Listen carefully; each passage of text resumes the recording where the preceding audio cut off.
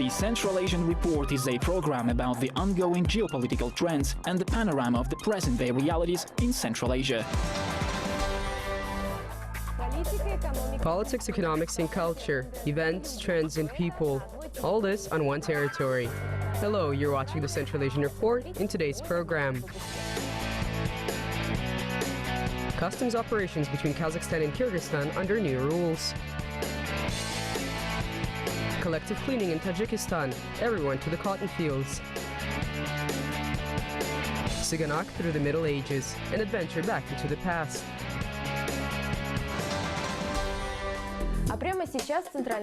And coming right up, the news of Central Asia. Kyrgyzstan, throughout the 24 years of its sovereignty, received $7.6 billion from various international organizations and financial institutions. According to the country's Minister of Finance, a large part of the sum was channeled into the spheres of transport, energy, and agriculture. Turkmenistan became the largest supplier of natural gas to China. The artery delivering this blue fuel to China is the pipeline Turkmenistan, Uzbekistan, Kazakhstan, China. It is composed of 3 branches with a total capacity of 55 billion cubic meters annually. Since 2009, the year when this pipeline began operating, 125 billion cubic meters of gas were transported from Turkmenistan to China. Uzbekistan and Azerbaijan reached agreements on automobile cargo transport. The cargo flow between the two countries has increased manifold in the recent years, but there's still an absence of harmonized legislation and regulatory acts on auto transport. This impeded accelerated development of partnership in many spheres. And now, during the meeting that was recently held in Tashkent, a draft agreement on road transport was prepared. And by the looks of it, the governments of both countries will be ready to sign it in the near future.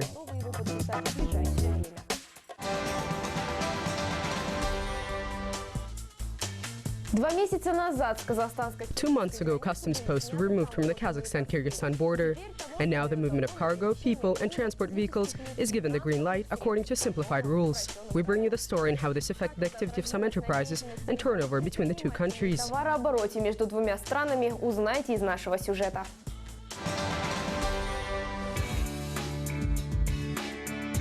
Daily hustle, calculator, and unyielding checkered bags. For the last 10 years, this has characterized the daily scene of Любовь Добрina's workday. Здравствуйте, проходите. Скажите, пожалуйста, почему у вас такая ночнушка? Ночнушка 3500, натуральный хлопок, турецкая. Любовь is an entrepreneur. She sells goods on the market. Over the years, she has sold her clothes to thousands of residents of Almaty. This looks very good on you, your size. Are you comfortable? If you're comfortable, then you should buy it.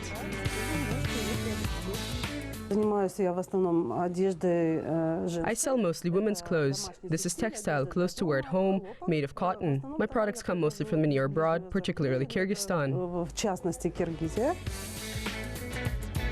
July 1st of 2015 became the point of a new beginning for Lubov's commercial activity. Kyrgyzstan joined the Eurasian Economic Union, and her business, as well as of thousands of other entrepreneurs, went if not uphill, but definitely much smoother.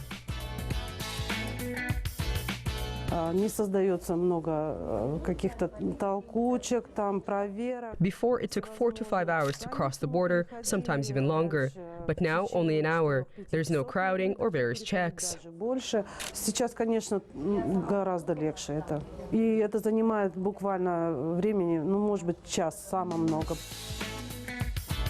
Around 800 tons of commercial products passed through the customs post Korday from Kyrgyzstan to Kazakhstan. And this is every day. Registration of this amount of cargo flow results in crowding of people and cars at the checkpoints. Right now, there are no longer any checkpoints at the border, and all the necessary procedures have been reduced to a minimum.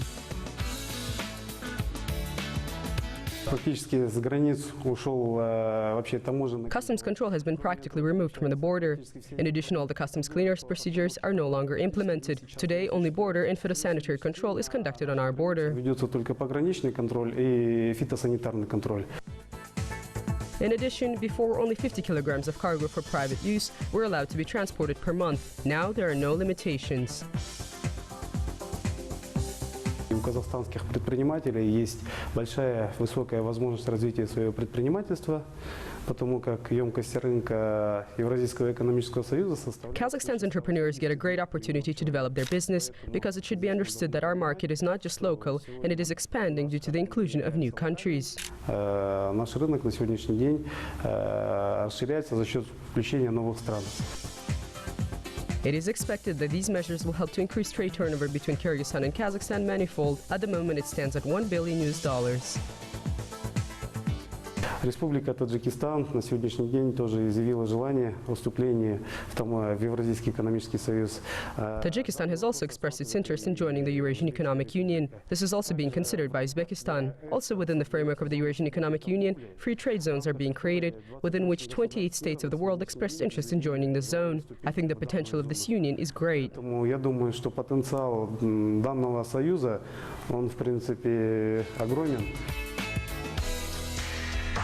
Lyubov Dobrina also shares this opinion. Having weighed all the advantages of doing small business in a new economic environment, she decided to expand her business.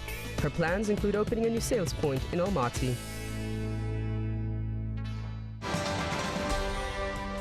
В Таджикистане генеральная уборка. Collective cleaning in Tajikistan. Harvest is being collected on the country's cotton fields by hand. It is impossible otherwise because it diminishes the quality of the crops. And cotton is the second largest product that is exported by the Republic after aluminum. Our correspondent brings us the story on how the harvest collecting works are moving along and what prices on the market of cotton can be expected this season. Собственного корреспондента в Таджикистане.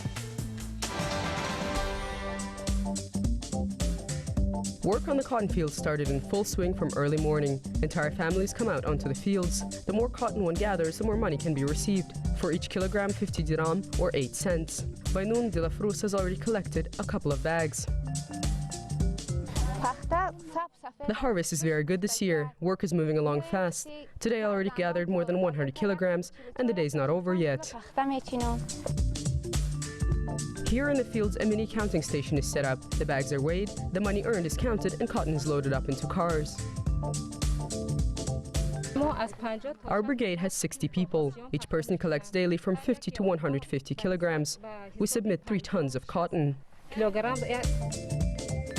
This year, cotton was planted across 180,000 hectares of Tajikistan. It is planned to collect 399,000 tons of raw cotton.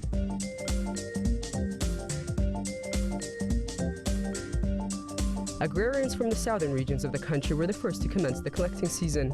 The Jalaluddin Rumi district is the largest in the region. There are around 3,400 farm businesses here. Most of them cultivate cotton. Local factories where the collected harvest is delivered are working in this district non-stop. Every day dozens of cars arrive. This year we're planning to gather more cotton than last year. Nurali Sharipov brings the cotton that he gathered to the local plant. Last year the harvest was good. This season he hopes to collect even more. He divided his field into a number of fields and planted new cotton grades. Last year we collected a good harvest, 6 tons from 1 hectare, gathered 570 tons and made good earnings. All my workers were satisfied. In order to keep the harvest yield stable and high, scientists come out onto the fields as well. Here they gather samples from the selection of type of cotton grades. We received 13 grades of cotton from the US, Brazil, Bulgaria, China, and Turkey. We determine the best grades based on quality and harvest yields, and then we recommend them to the cotton farmers. On the world markets, 1 ton of cotton today costs $1,400. Not that much for the hard work of the cotton collectors, but using this raw material to manufacture finished textile goods will result in profits that are many times higher. Taking this into account, here in Tajikistan it is planned to get the full production cycle back on track, from the cultivation of cotton to production of clothes. The city of Yavan, which is located in the south of the country, is to become the industrial center. This year, the cotton gin plant began its operations. The capacity, while construction is still ongoing.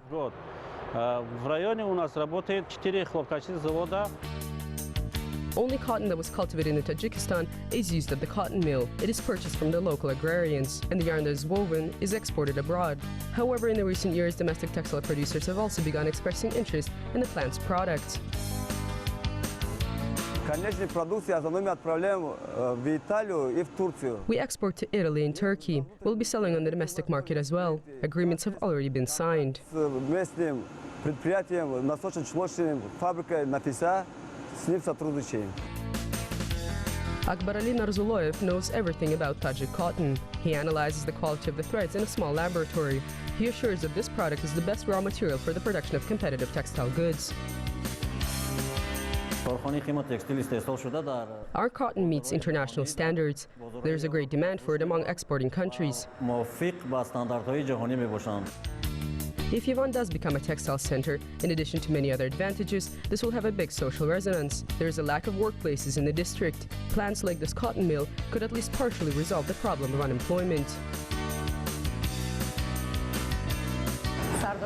I did not have a stable source of income, could not always earn something. Now I have a good job and a stable salary. I make around $200 US.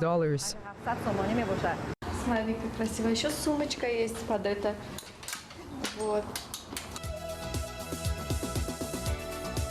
For now, the weakest link in the chain of textile productions are the clothing factories. There are few of them, and the very few that do exist cannot withstand the competition with foreign producers. Nevertheless, there are plans to resolve this problem in Tajikistan in the very near future.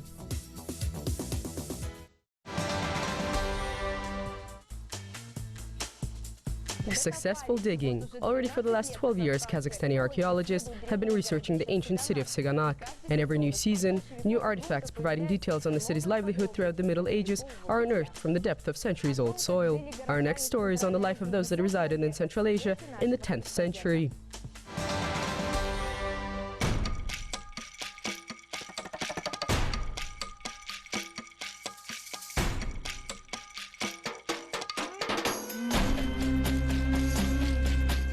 Each new season of excavation works at the site of the city brings with it unique findings for the archaeologists. This year, these arrow slits were the true finding.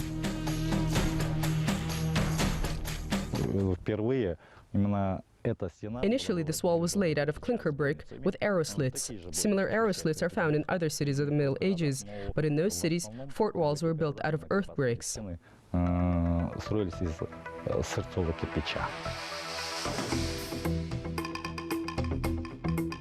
In the 14th to 15th centuries, this fort wall with arrow slits served for the defense of the city of Syganak. It was established along the caravan route and throughout different periods was the capital of a number of states, as well as one of the centers of the Kazakh Khanate.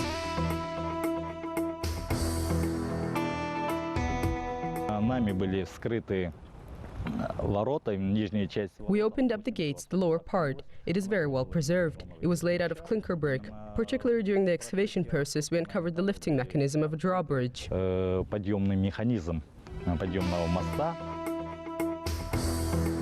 the residents of the ancient city sought protection not only by the city gates. Archaeologists discovered a number of objects representing Islam. One of them is the central mosque.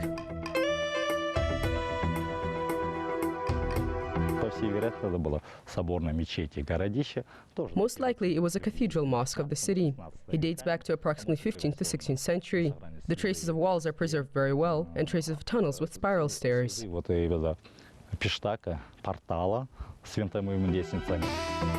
Syganak has its own Hanaka, a type of monastery. Archaeologists uncovered it already in ruins, and now we're hoping to at least partially restore the way it looked throughout restoration.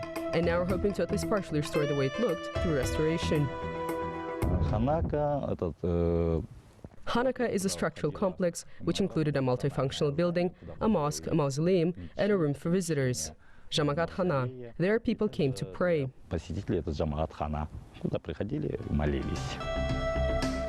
The area of the ancient city is 309 hectares, and wherever one digs, there are interesting findings.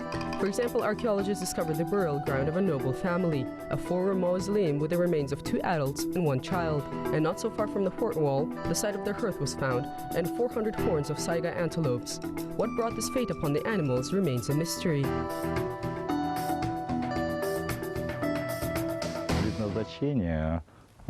It is difficult to say what it was for. Syganak has only partially revealed its story to the archaeologists, but excavations will continue here for more seasons to come, and scholars are confident a great number of interesting discoveries still await them. На этом все. You are watching the Central Asian Report. Until next time on Kazakh TV. ТВ.